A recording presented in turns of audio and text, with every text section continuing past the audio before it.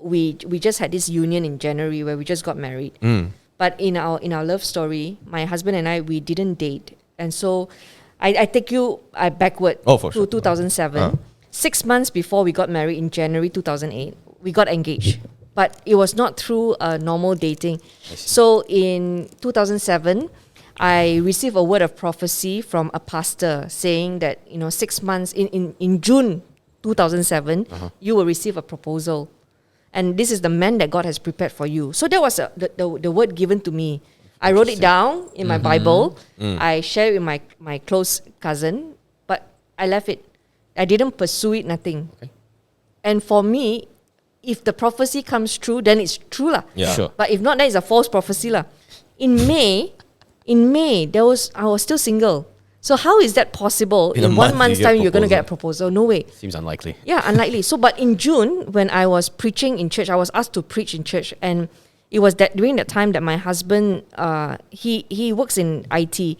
So for months, he's been having this vision when he's working. He would see this girl in white, dressed in white, preaching in his church, and he knows that that's the wife. And so on that day, I preached, and I was the first girl to preach in my church. I see. And when that happened, he was reminded of what he had, and we were just friends, and so it hit him that this is the one that I've been dreaming about. Okay. Not dreaming about, the we are friends. Yeah. But he never thought of me as a wife material for him.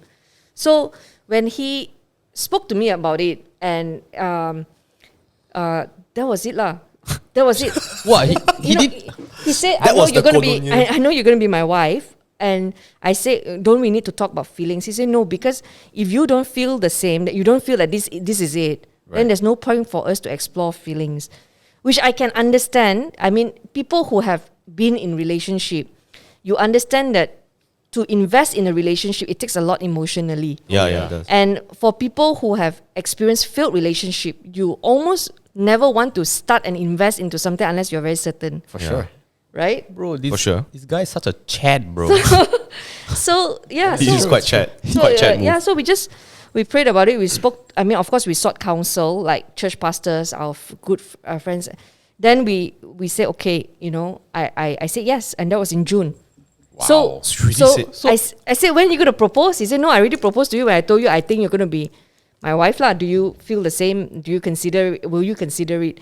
And so you must remember, for our family at that time, to see this happen when we've never dated, Right. it was already a shock to my parents. But surprisingly, both our parents, mixed marriage, they're able to accept each other, and we planned our wedding in January. So by the time we got married, people always ask me, how did your parents react to you wanting to run for election? To me, that was not the shock. The shock was the marriage. They already had a shock in January.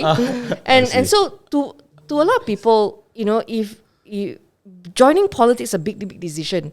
But personally for me, that personal change happened when I had to marry, right? And for my husband also. So that was a big decision for us. And by the time we came to March, this is another one of those adjustments we had to make. Yeah, so it's like that. And I'm very thankful actually for that experience, because if I had maybe 2 years to think about, about the cost I have to pay in, being in politics on that, maybe I would have said no.